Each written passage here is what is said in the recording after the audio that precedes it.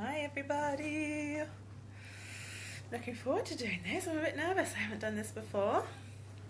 Oh, my chair's going down. Going down. Let's let some people come on. I was going to go and do this on my business page, but I thought I would start by doing them on here because you all know me. And I thought I could get your feedback on them.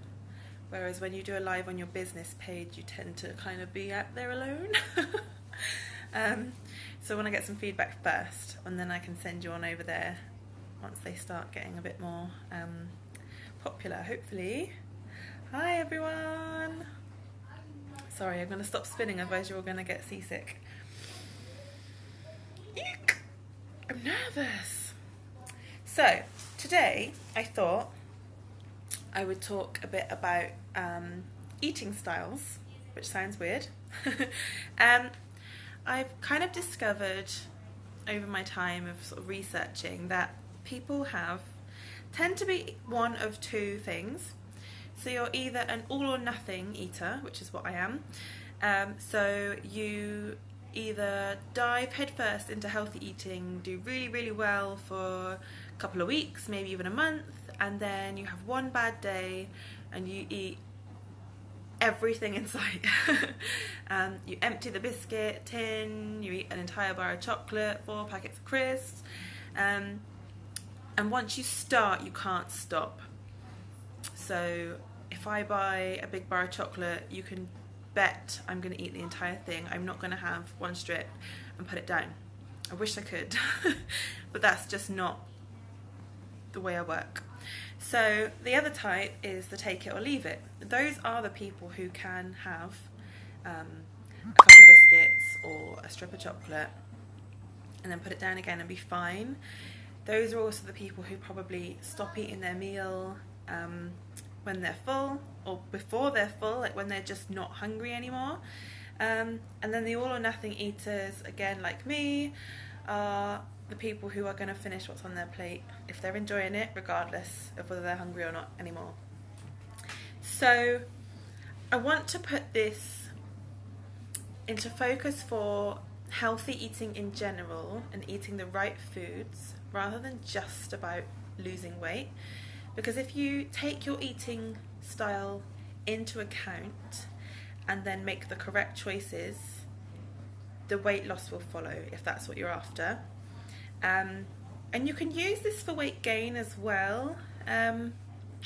That's probably something we'd have to work more personally on, because it's all going to depend around lots of other factors too. I think weight loss is a bit more simple than weight gain, which is funny considering we seem to have the opposite problem in society, but that's a whole other story.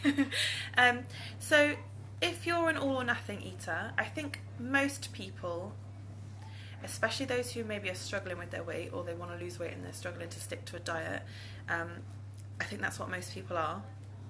So if you know that that's your eating style, and I want you to stop trying to fight your style.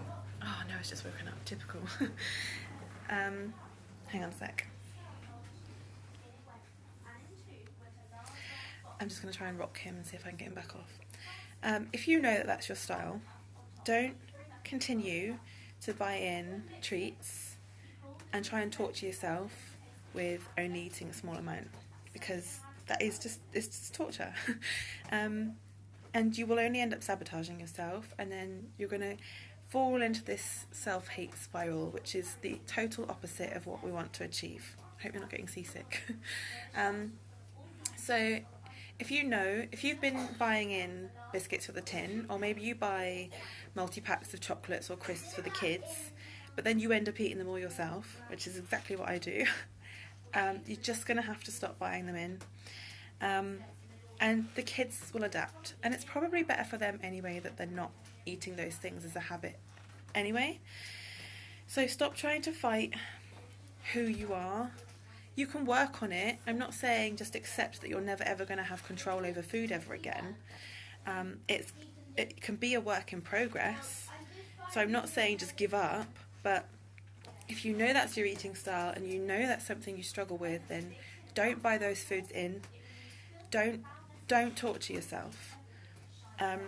What I tend to do is be good 90% of the time. So, for example, we have movie night on a Friday, and I know the kids are going to have sweets and chocolate, and I want to have sweets and chocolate too because I'm a big child. So have that, whatever day that might be for you. Maybe it's a Sunday where you have dessert after your roast dinner or something. Have that day where you know that you're allowed, and allow it. So I buy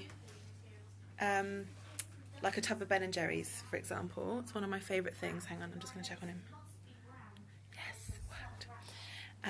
I buy a tub of Ben and Jerry's, and I'm going to eat the whole thing. It's a big tub, whatever. How many? What is it? 500 grams or 500 mils? And I'm going to eat the whole thing, and I'm not going to feel guilty about it. And the next day, I'm going to get back to it.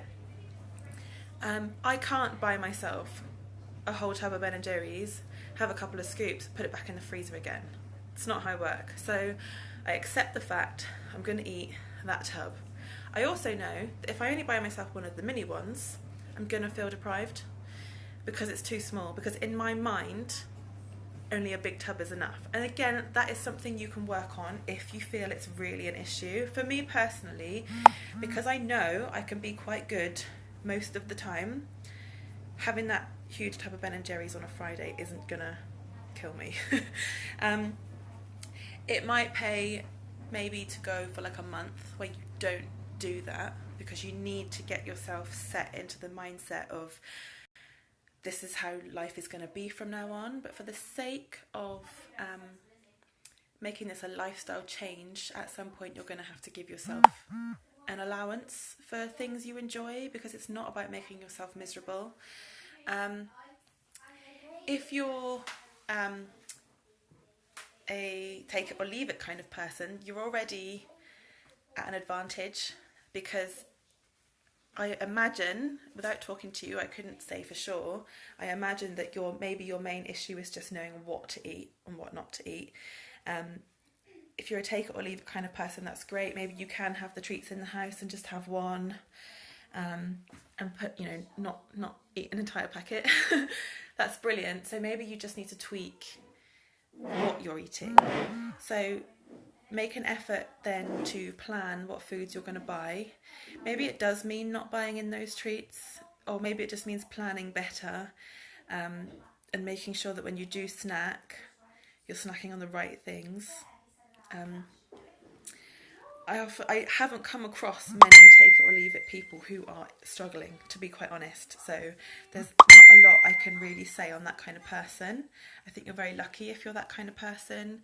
Maybe, like I said, you just need to know what exactly to eat. Sorry, I'm really trying to sit still. I'm aware that I'm wriggling around like a mad thing.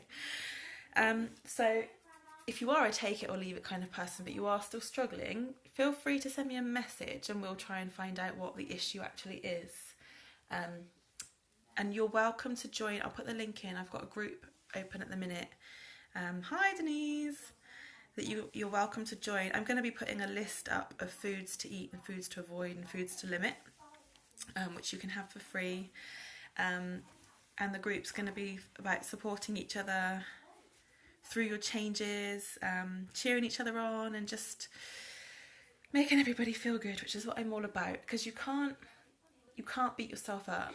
If you do something wrong or you have a bad week, we all have weeks where you just can't stop. I have them quite often, I have to admit, where, I don't know, something happens, something flicks in your mind and you just can't get your head into eating healthy.